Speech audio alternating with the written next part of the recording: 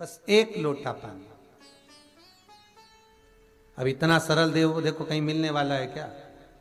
सारे देवताओं के पूजन में तो सारी सामग्री चाहिए, अच्छे अच्छे वस्त्र पहनाओ, आभूषण पहनाओ, रतन पहनाओ, माणिक पहनाओ, मोती पहनाओ, ये पहनाओ वो पहनाओ। शंकर जी को एक लोटा पानी, हर हर महादेव 3 बार।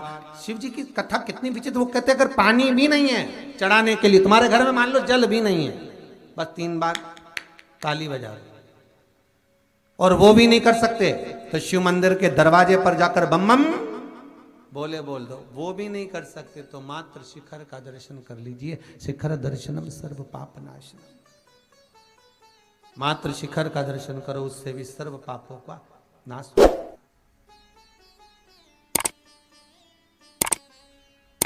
जल चढ़ाने का भी एक तरीका है, और शिव महापुराण की कथा कहती है कि जल जो भगवान शिव को चढ़ाया जाता है, उस 3 तरह का जल शंकर को समर्पित होता है। बहुत ध्यान से सुनना आज की कथा। 3 तरह का जल शिव को समर्पित होता है, और वो तीनों तरह के जल का अलग अलग भाव है महाराज। पहला जल सादा, घर से पानी लेकर गए, जल लेकर गए, शंकर को चढ़ाया, वो हमने घर का अपना एड्रेस बता दिया, भगवान शिव को जल चढ़ाकर अपने आनंद के लिए शंकर से कुछ प्राप्त कर लिया। दूसरा जल, जल के कलश में थोड़ा सा इत्र डालकर शंकर को जब समर्पित करते हैं तो महाराज घर में अगर कोई व्यक्ति बहुत रोगीला है, बहुत रोगीला, एक प्रैक्टिकल जरूर करना हो, कहीं सीओर वाला महाराज झूठ तो नहीं बोल रहा, इसलिए प्रैक्टिकल जरूर करो।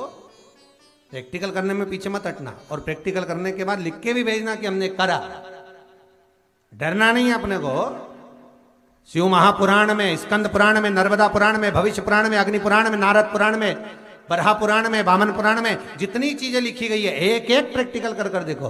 तो शिव महापुराण, स्कंद पुराण का ये भाव याद करिए कि 1 लोटे पानी में इत्र मिलाकर, जल में इत्र मिलाकर, बहुत रोगीला व्यक्ति, बहुत बीमार व्यक्ति है, 1 लोटा पानी उसका हाथ का स्पर्श कराकर शंकर को चढ़ाना प्रारंभ कर दीजिए। महाराज केवल 5 या 7 दिन चढ़ाओ, और वो 7 दिन के बाद में उस बीमार व्यक्ति का क्रम देखिए कि उसमें कितना आराम लगा है। औषधि दवाई काम करना प्रारंभ करी कि ना करी।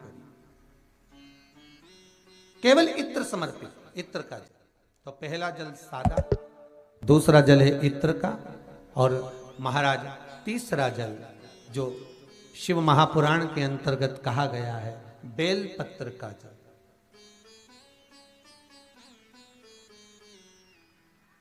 तीसरा जो जल है वो बेलपत्र का जल।